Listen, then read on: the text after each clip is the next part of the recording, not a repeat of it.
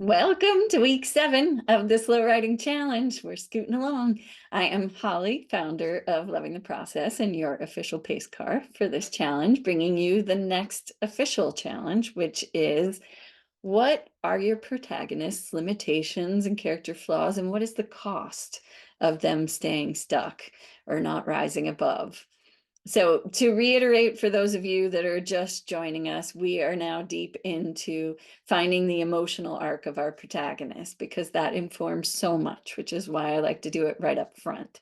And so far, we've already looked at what the ending, the emotional ending is for our protagonist, whatever that might have been. And then we scooted all the way back to childhood to find out how they were formed and the ways they got stuck and what was limited and what never developed and all that good stuff.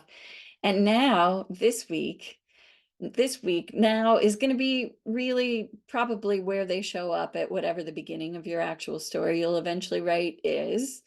Because again, like we had said last week, nobody shows up a blank slate.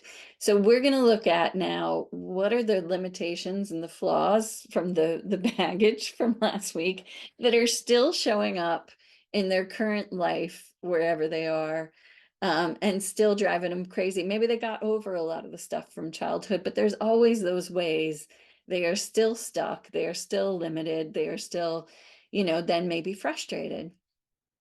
That's what we want to look at, because that's where the hunger is. That's where the want starts to show up. That's where they need something, from that cost of staying stuck. Like we're really seeing what the problem is really, and the problem are those limitations and the flaws, and what the cost is, which gives us that want, that hunger.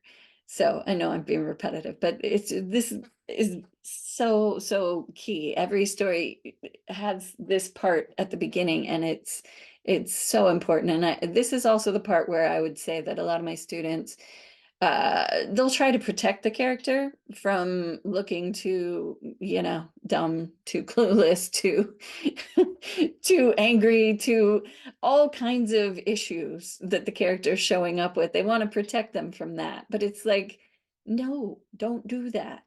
No, they need to have as much quirks and baggage and weirdness, and they need to be suffering and blocked and suffering the costs of it as much as humanly possible. Because unlike you, the writer, who knows where this is going, you got to put yourself in the shoes of your protagonist who has no idea where this story is headed. They're just stuck. They've got blind spots. They are not moving forward. So do not protect them. It will make for a super boring story.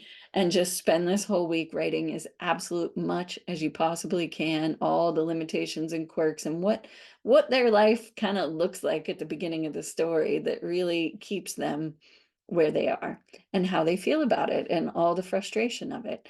Really just dive into that, feel it like you're them, feel frustrated and blocked. And if you need help, as always, go to my site, lovingtheprocess.com. You can get on a call or take a look at my programs. There's so many ways I can help you further if you need it. Otherwise, happy writing. Have a great week. I hope you have some great discoveries.